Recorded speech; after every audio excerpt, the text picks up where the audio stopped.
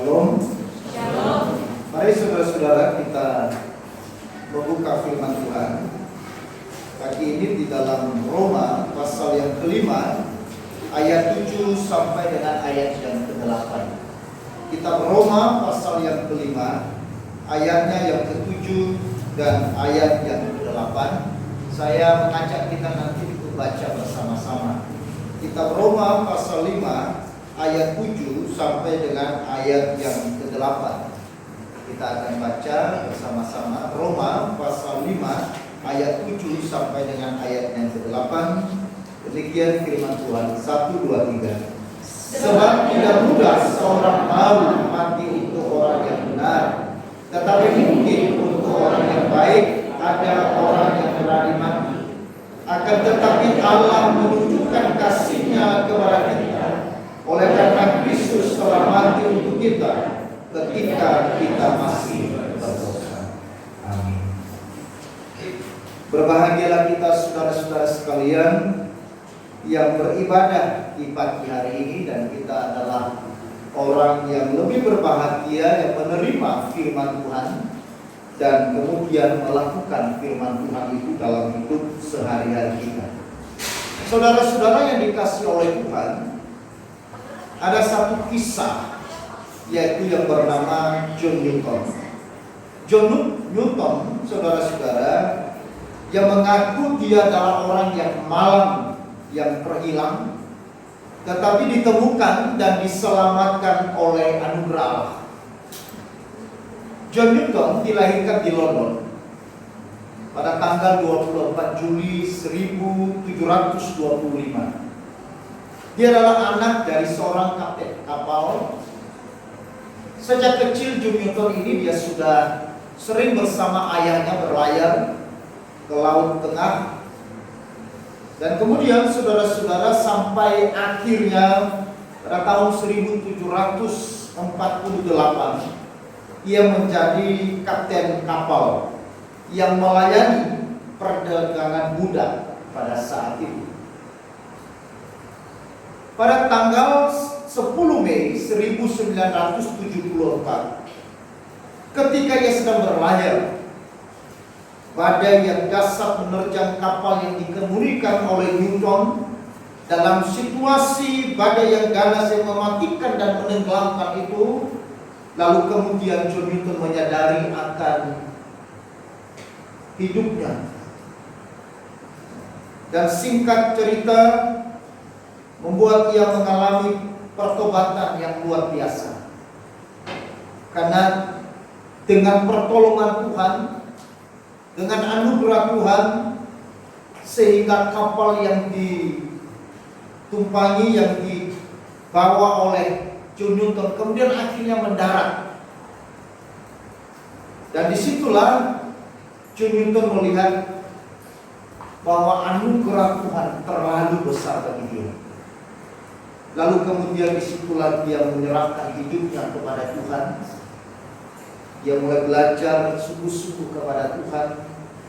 Dan kemudian akhirnya dia menulis sebuah lagu yang sangat besar, lagu yang sampai hari ini kita nyanyikan, yaitu lagu Amazing Grace, sangat besar anugerah. Nah, saudara-saudaraku yang terkasih dalam Tuhan, John Newton menyadari bahwa anugerah terlalu besar bagi hidupnya. Mungkin juga saudara dan saya yang hadir saat pagi hari ini menyadari bahwa kita ini hidup karena anugerah. Kita ada karena anugerah. Tetapi saudara-saudara yang dikasihi oleh Tuhan, menjadi satu pertanyaan bagi kita, yaitu bagaimana kita mengukur besarnya anugerah Allah bagi kita.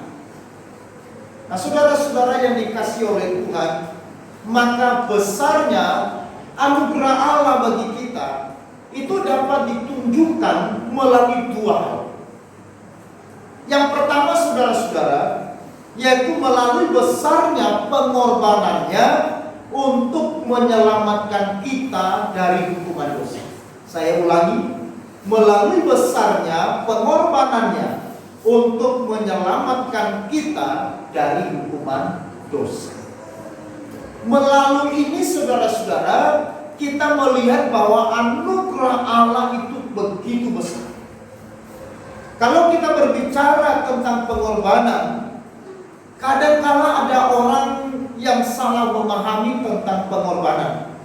Contoh, ada dua sahabat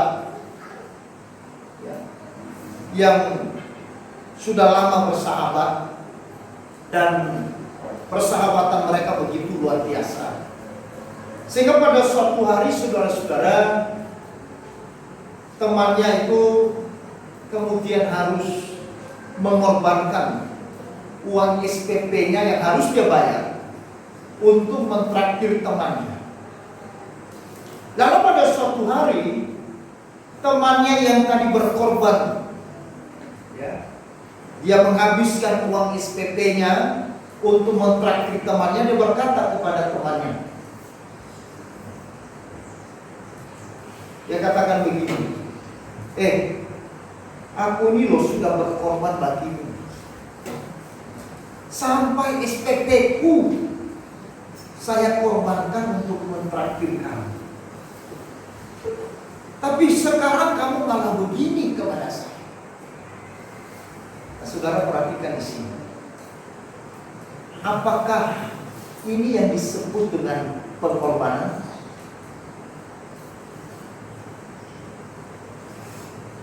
Apakah betul temannya telah berkorban?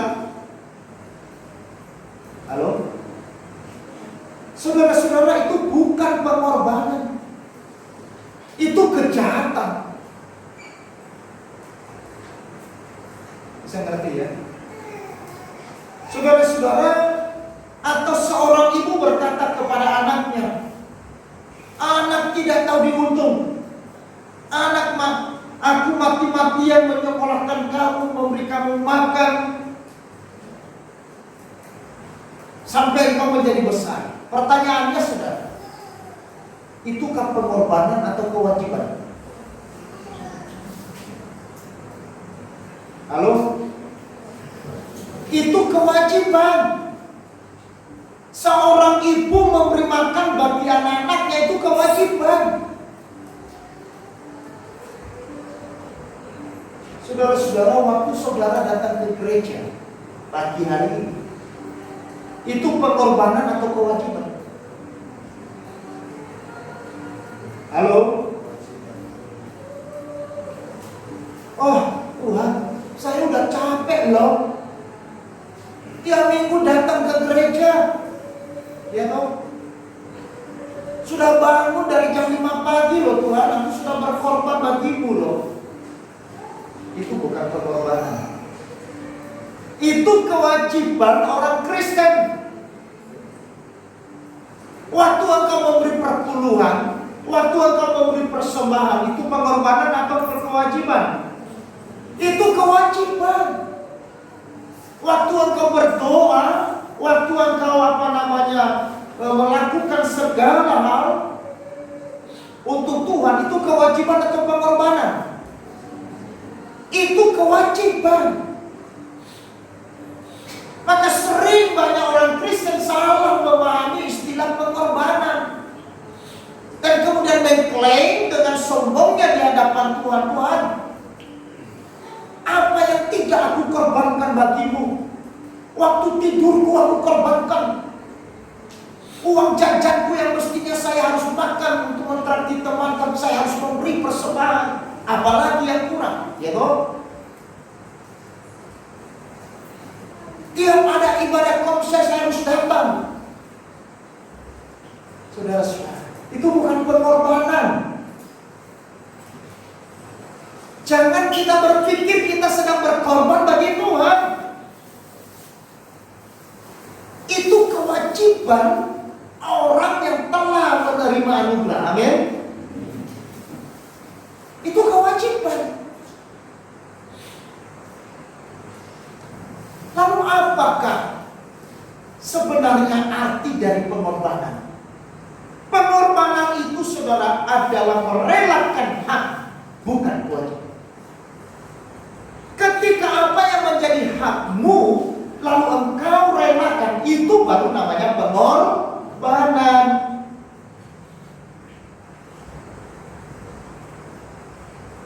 Itu baru pengorbanan.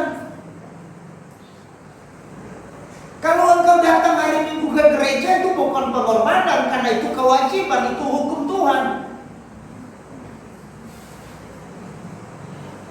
Tetapi ketika misalkan engkau sedang bekerja, tetapi engkau harus mengorbankan pekerjaanmu karena engkau harus sedang mengerjakan sesuatu untuk Tuhan, itu mungkin namanya pengorbanan. Karena jam engkau bekerja, tetapi engkau harus berikan untuk Tuhan, itu namanya pengorbanan.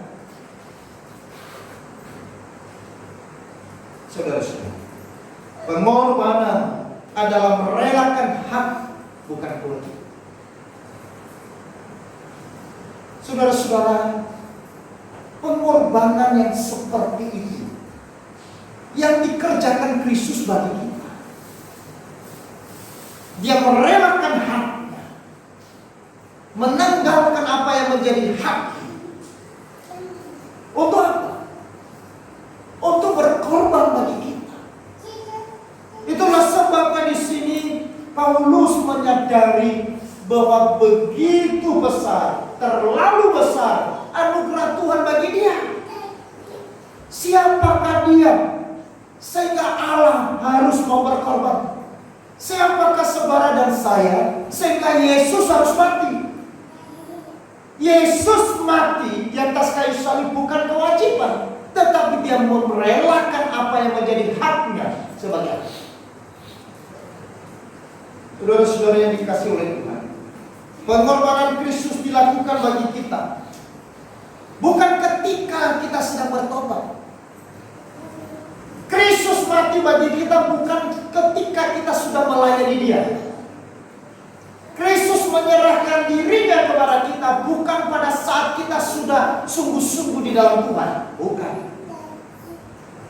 Tetapi Alkitab mengatakan di dalam ayat 6 dan ayat yang ke-10. Mari saya ajak kita baca bersama-sama ayat 6 dan ayat yang ke-10. Kita baca bersama-sama 1, 2, 3. Karena waktu kita masih lemah, Kristus telah mati untuk kita orang-orang durhaka pada waktu yang telah ditentukan oleh Allah. Ayat 10. Sebab jikalau kita ketika masih seteru diperdamaikan dengan Allah oleh kematian anaknya, lebih-lebih kita yang sekarang telah diperdamaikan pasti akan diselamatkan oleh hidupnya. Pengorbanan Kristus adalah dia merelakan apa yang menjadi haknya. Makanya Filipi pasal 2 ayat 5 sampai dengan 8 dia mengatakan dia menanggalkan kemuliaan, dia menanggalkan tahtanya sebagai Allah, menanggalkan segala kebesarannya sebagai Allah, dan kemudian menjadi manusia. Saudara, itu pengorbanan. Dan Yesus melakukan itu ketika kita masih lemah, bukan ketika kita sudah kuat. Yesus berkorban ketika kita masih durhaka, bukan ketika kita sudah mencintai Dia. Nah, kalau kita misalkan saudara-saudara, kita sudah mencintai Dia lalu baru Yesus berkorban, maka itu bukan kasih yang besar. Itu adalah kasih yang normal. Misalkan begini, kalau saya baik sama saudara, wajar nggak saudara baik sama saya? Itu hukum manusia, hukum alam. Kau baik, aku baik. Hukum Kristus tidak. Pada saat engkau lemah, pada saat engkau durhaka, pada saat engkau menjadi musuhku, pada saat engkau masih berdosa, aku mengasihi. Bukan hanya mengasihimu, tetapi aku merelakan diriku kepada, menyerahkan diriku pada, menggantikan posisi kita yang seharusnya tertikam, seharusnya mati karena dosa kita. Tetapi Kristus melakukan semuanya. Itulah pengorbanan. Makanya saudara-saudara, bagaimana kita melihat besarnya anugerah Allah bagi kita, yaitu melalui besarnya pengorbanan Kristus untuk menyelamatkan kita dari hukuman dosa. Kemudian yang kedua,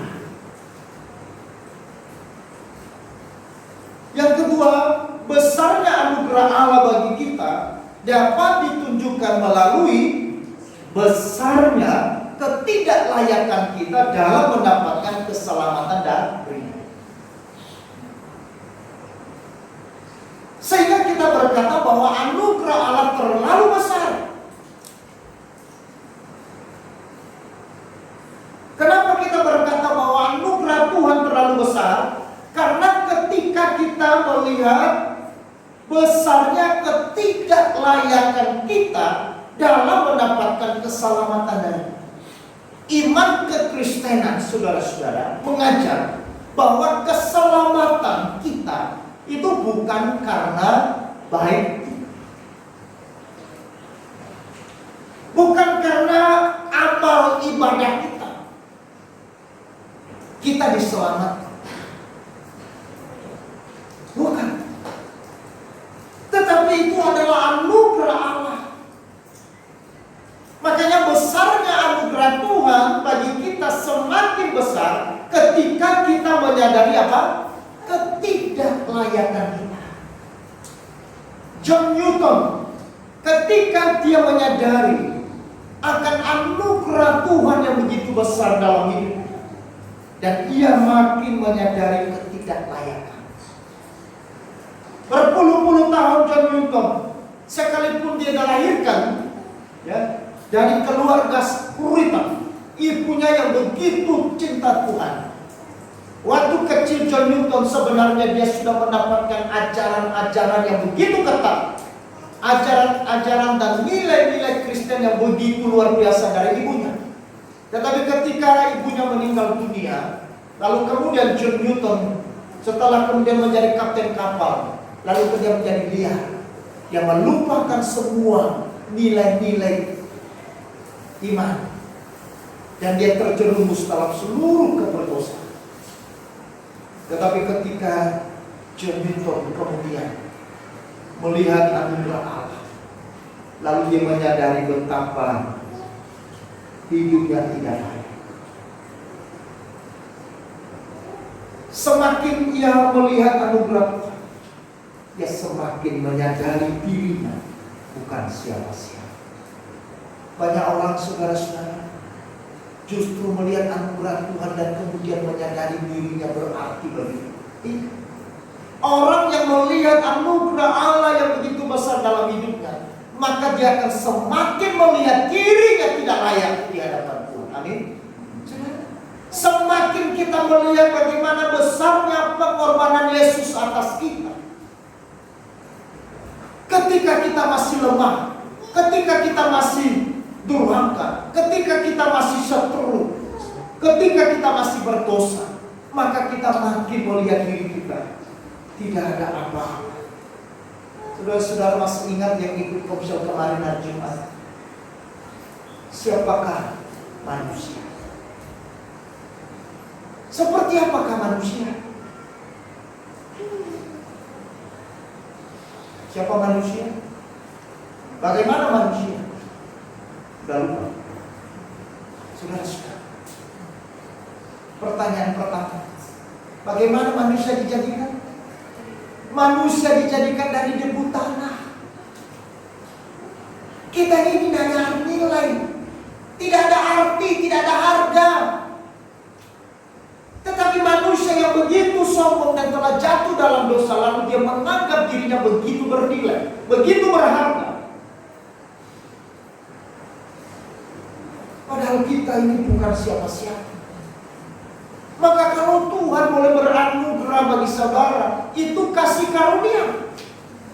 Kalau Tuhan boleh memberikan keselamatan sejati itu bagi saudara dan saya yang sudah percaya Yesus. Itu anugerah. Pemberian cuma-cuma dari Tuhan. Hadiah yang cuma-cuma diberikan bukan karena layaknya kita, bukan karena suci baiknya kita, bukan karena amal ibadah kita yang kita lakukan. Tidak bisa. Alkitab mengatakan saudara-saudara bahwa kita diselamatkan oleh iman, oleh anugerah Tuhan. Ini yang mau disampaikan oleh Paulus dalam pasal yang kelima ini. Bahwa sesungguhnya anugerah yang kita terima, keselamatan yang kita terima oleh karena iman kepada Kristus. Melalui apa? Melalui anugerah. Kalaupun kita juga beriman kepada Kristus, itu adalah anugerah. Kalau saudara boleh mengenal Yesus sebagai Tuhan dan Juru Selamat, itu adalah anugerah. Bukan karena pencarian kita yang hebat, bukan karena penelitian kita yang hebat untuk mencari Tuhan dengan baik. Bukan. Kalau Tuhan tidak beranugerah, kalau Tuhan tidak menyatakan dirinya kepada saudara, saudara tidak bisa mengenal Dia. Maka kalau saudara dan saya hari ini bisa mengenal Yesus sebagai Tuhan dan Juru Selamat, ini anugerah. Ini anugerah Allah. Ini hadiah yang paling besar. Makanya di dalam Yohanes pasal 3 ayat 16 dikatakan, karena begitu besar kasih Allah akan dunia, sehingga Ia telah mengaruniakan anaknya yang tunggal. Terus apa? Supaya setiap orang yang percaya kepada tidak binasa, melainkan beroleh hidup. Saudara-saudara, Yohanes Pembaptis berkata, yaitu Dia yang datang kemudian daripadaku, membuka tali kasutnya pun aku tidak layak. Yohanes Pembaptis bukan orang biasa. Yohanes Pembaptis adalah seorang nabi besar, nabi yang sangat dihormati oleh umat Israel. Yohanes Pembaptis dia punya murid yang banyak. Tetapi ketika ia melihat Kristus, dia berkata apa? Membuka tali kasutnya pun aku tidak layak.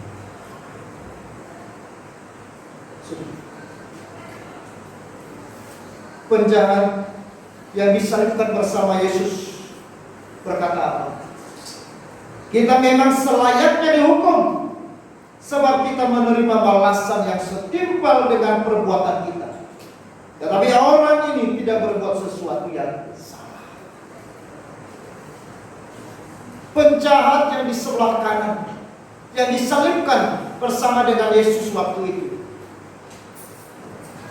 ketika temannya penjahat yang di sebelah kiri berkata, Yesus, selamatkanlah diri. Tetapi penjahat di sebelah kanan, dia mengatakan apa? Kita memang selayaknya dihukum, sebab kita menerima balasan yang setimpal dengan perbuatan kita. Saudara-saudara, ini anugerah yang luar biasa. Penjahat ini menyadari bahwa hidupnya tidak layak. Kalau dia disalibkan karena memang pantas bagi dia untuk disalibkan. Saudara-saudara, kalau seandainya kita ada pada posisi seperti itu, kita menyadari diri kita tidak, bahwa selayaknya memang kita yang harus diuji. Banyak orang Kristen tidak menyadari hal ini. Justru sebaliknya, memang selayaknya saya harus diselamatkan. Memang selayaknya saya harus menerima anugerah. Karena apa? Loh, kamu tidak tahu siapa saya. Saya sudah berkorban di mana-mana untuk gereja. Sudah beri ini, beri itu, lakukan ini, lakukan itu.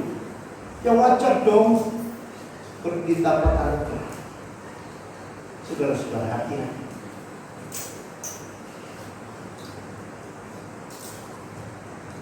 Seseorang Kristen makin menyadari anugerah Allah yang besar dalam hidupnya ketika dia makin menyadari ketidaklayakan.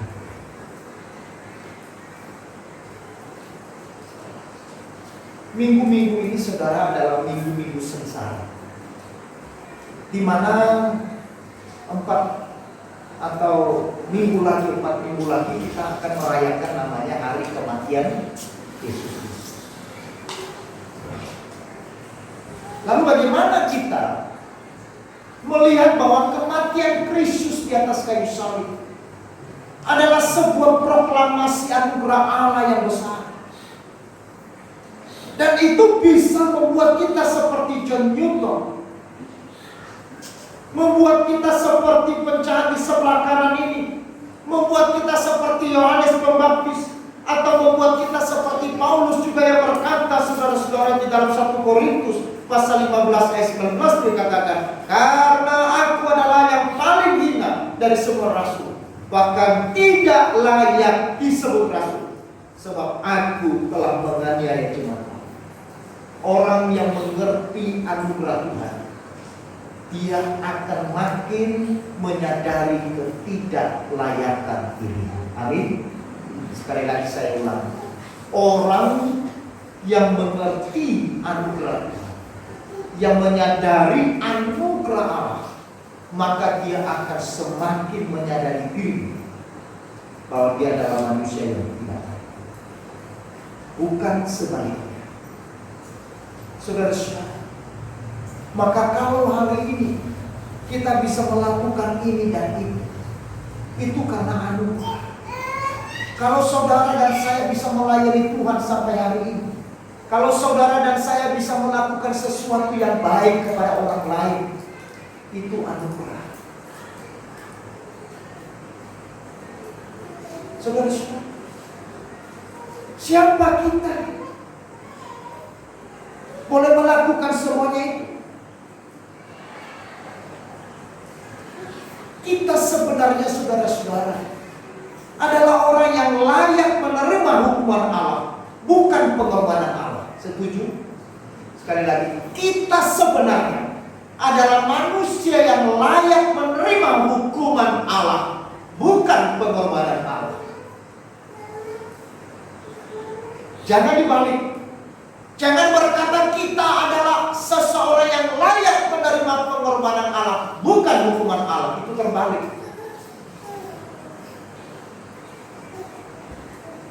Kita adalah orang yang layak menerima hukuman Allah, bukan pengorbanan Allah.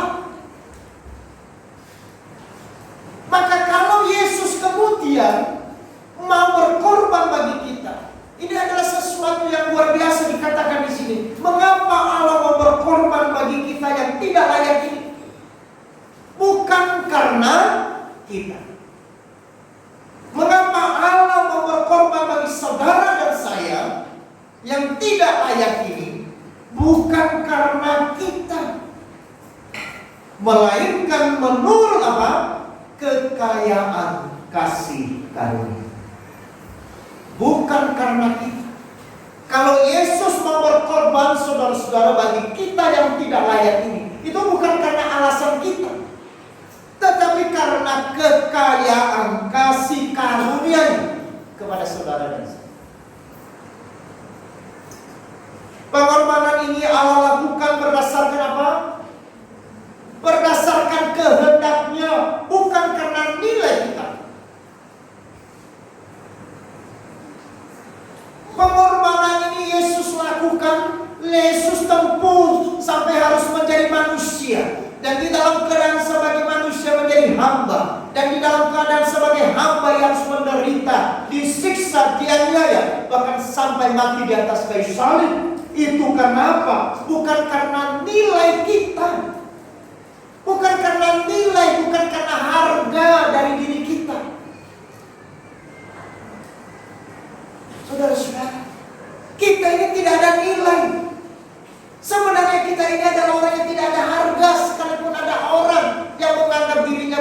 nilai karena ada nilai-nilai yang ditambahkan pada dirinya. Manusia yang telah jatuh dalam dosa, maka dia kehilangan nilai. Dan ini yang membuat kemudian di dalam dosa, lalu manusia mencoba mengisi nilai yang kosong itu dengan apa? Dengan nilai dunia. Makanya orang dunia, kalau dia sudah pakai cincin, kalau dia sudah pakai kalung, kalau dia sudah pakai sepatu yang tinggi, lalu kemudian gayanya udah berbeda. Ya dong?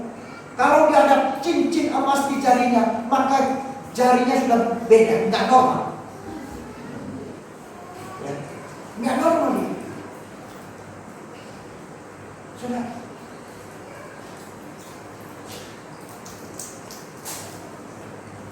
Kalau dia naik bemo, angkot, turun dari bemo, turun dari angkot, biasanya dia minder.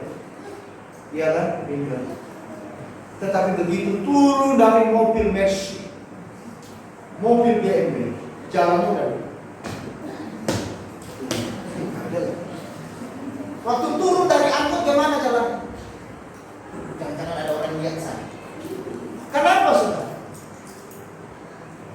Karena manusia yang sudah jatuh dalam dosa, dia mencoba mengisi dan menambah nilai dirinya dengan apa? Dengan nilai dunia. Hasilnya seperti apa? Tidak normal. Tidak normal. Saudara-saudara, sebenarnya saudara-saudara, Kristus mati bagi kita bukan karena nilai yang ada pada kita. Tadi saya sudah katakan siapa manusia? Manusia hanyalah debu tanah. Nilai seperti apa debu tanah? Siapa yang mendepositokan debu tanah? Siapa yang berbangga dengan debu tanah? Bukankah debu tanah hanya untuk dibuang dan disingkirkan? Siapa yang terlalu senang dan berkata menyimpan debu tanah? Teman, saya ada debu tanah ini. Ada nggak seperti itu? Ketika ada debu di kamar kita, langsung cepat-cepat ambil sapu dan buang. Karena kotor. Tidak ada orang saudara-saudara yang simpan debu tanah. Saya. Makanya setiap hari kita sapu rumah kita, kita bersihkan kamar kita. Kenapa? Karena ada debu. Artinya bahwa saudara dan saya sebenarnya di hadapan Tuhan tidak ada artinya. Tidak layak untuk berdiri di hadapan Tuhan. Tidak layak untuk ada di hadapan Tuhan. Karena kita hanya kotoran, kita hanya debu yang membawa bau yang menyenangkan. Maka kalau kemudian Allah mengangkat kita yang adalah debu menjadi manusia berharga, itu Allah. Tapi bukan karena nilai yang ada pada kita. Pengorbanan yang mengalir dari nilai yang tidak apa? Pengorbanan yang mengalir dari nilainya. Nilainya siapa? Nilainya Tuhan. Yang tidak terkira. Itulah apa? Kasih Allah. Itulah anugerah Allah, saudara-saudara. Kalau kita sudah menerima anugerah Allah, saudara-saudara yang dikasih oleh Tuhan, yang begitu besar, dan menyadari bahwa kita sebenarnya tidak layak menerima semuanya ini, lalu apakah yang kita lakukan? Ini penting. Kita tidak hanya mengerti, kita tidak hanya mengakui, kita tidak hanya menyadari anugerah yang begitu besar lalu berhenti di sana, tetapi seseorang yang mengakui, yang menyadari, ya, akan dan yang telah menerima anugerah Allah yang terlalu besar, maka tentunya ada respon. Apa yang kita lakukan sebagai orang yang telah menerima anugerah Allah, sebagai manusia yang tidak layak, yang hanya debu, tetapi kemudian diberi anugerah Allah, lalu kemudian diangkat menjadi orang yang berharga, diangkat menjadi anak-anak Allah, dipulihkan menjadi manusia yang kudus di hadapan Allah. Saudara-saudara, Maka yang kita harus lakukan apa? Persembahkanlah hidup sebagai persembahan yang hidup, yang kudus, dan yang berkenan kepada Kristus. Amin. Makanya di dalam pasal 12 dalam Roma ini kemudian ditutup oleh Paulus dengan berkata, karena itu saudara-saudara, persembahkanlah. Sebagai apa? Persembahan yang hidup, bukan yang mati. Persembahan yang kudus artinya apa?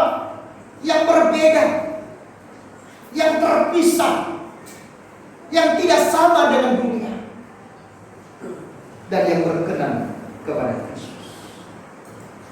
Saudara-saudara, ada satu cerita.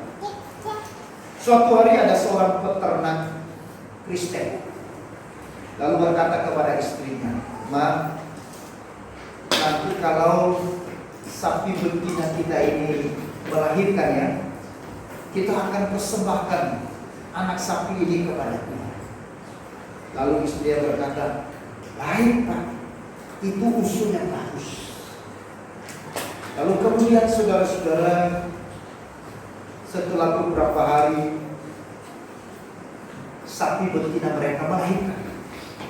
Dan luar biasa, waktu sapi ini melahirkan, ya, terlahirlah 2 ekor anak sapi. Lalu kemudian si bapak peternak ini datang ke kandang sapi. Dia melihat, wah, sapi saya melahirkan 2 ekor. Nah, tapi saat itu saudara dia bingung, mempersembahkan yang kepada Tuhan yang mana? Dia bingung. Akhirnya dia kembali ke rumah. Dan istrinya berkata, "Pak, yang mana yang dipersembahkan ke Tuhan?" "Ya, Ma, menurut saya, Ma, biar dulu besar sapinya, nanti baru kita persembahkan." Dia berkata, "Baik Pak." Tapi 1 bulan kemudian saudara, terjadi wabah penyakit, ya. Dan akhirnya salah satu dari 2 anak sapi itu mati. Waktu bapak ini tiba di kandang, dia melihat salah satu, ya, anak sapi ini mati. Dan saat itu dia lari ke rumah. Dia berkata kepada istrinya, "Ma, saya sudah persembahkan anak sapi kita kepada Tuhan." Maksudnya apa? Sapinya untuk Tuhan sudah mati. Istrinya kaget, "Loh, bukankah kemarin Bapak belum memilih dari antara 2 ini kan?" "Iya, tetapi ketika saya tiba di kandang dan kemudian saya melihat bahwa salah satu dari 2 sapi ini mati, maka saya memutuskan, saya sudah memilih bahwa yang mati adalah untuk Tuhan. Maka persembahan yang kita bawa kepada Tuhan, sapinya sudah mati.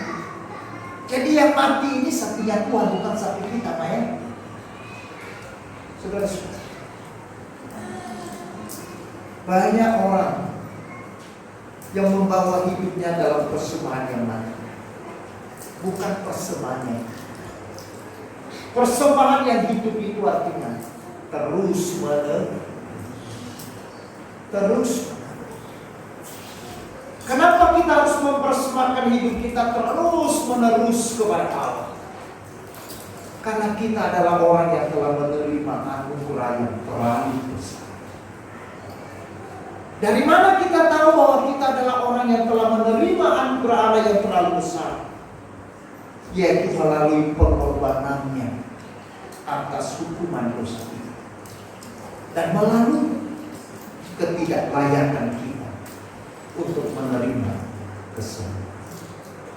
Mari saudara-saudara, kita hidup dalam anugerah Tuhan, dan kita melakukan dan mengerjakan apa yang menjadi bagian kita dalam hidup ini di dalam anugerah.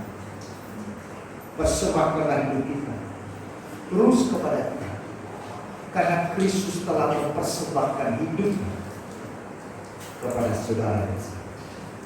Amin.